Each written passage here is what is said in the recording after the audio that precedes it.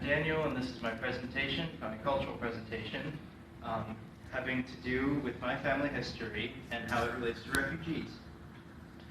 So, my French ancestry comes from the Pays de la Loire in France, where my ancestor Guillaume Prat was forced to either pay 500 pounds or leave France for illegally chopping down wood in Cardinal Richelieu's forest.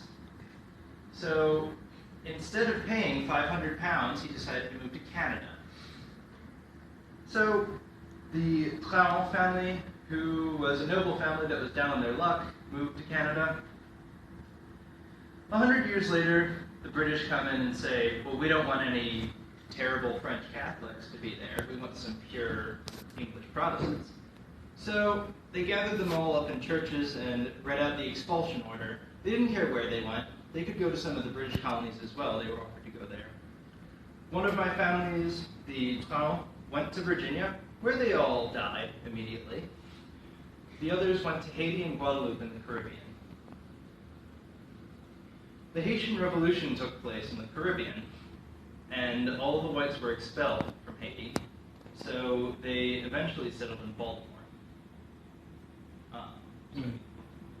So my German ancestors in 1720 came from Hesse in Germany. Well, I just said that they were German.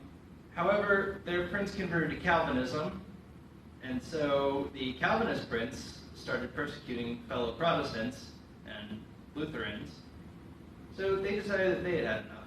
So they moved to a little town near Reading, Pennsylvania, called Bern Township. And later they moved to Baltimore, where they remain today. My Irish ancestors came from a small village in the north of Ireland. He was one of the few people in the village to receive an education.